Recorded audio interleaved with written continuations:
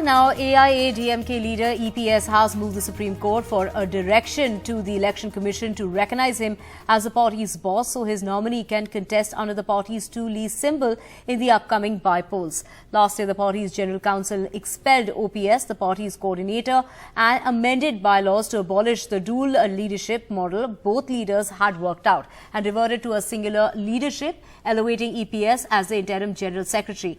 With the Election Commission yet to recognize the changes and both leaders fielding candidates for the by-polls, the EPS is now trying to preempt the symbol being put on hold. To get more details, we have my colleague Sam Daniel joining us to take us through, break it down for us, Sam, this battle for AIADMK's two-leaf symbol.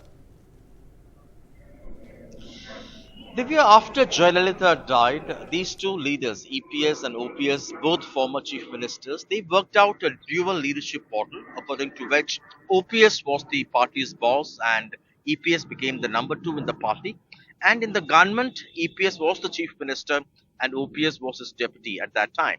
Now elections are over, they lost the polls, and now recently, in fact last year, the party's General Council abolished the system of dual leadership by bringing about changes or amendment in the bylaws, and the General Council elevated EPS as the party's interim General Secretary, reverting back to the singular leadership model that was in place when Jayalalitha was alive. And the same General Council also expelled OPS, and now OPS has challenged that particular issue is still pending in the Supreme Court. Now, this issue has come up because there is a by-election for the Erode East Assembly seat on the 27th of February. And these two fighting leaders who are in a tussle, they both have said they will fight this poll and they will nominate their representatives in this. And which means, as of now, in the records of the Election Commission, OPS continues to be the coordinator and EPS is trying to preempt any situation, whether to stop the symbol either going back to OPS or the Election Commission putting it on hold. Secondly, there is also a political element to this. He's asserting his position as the number one in the party and he's sending a tacit message to their ally, the BJP, which over the last 1 year, capitalizing on the tussle between these two leaders, was projecting itself to be the key opposition in the party, in the state.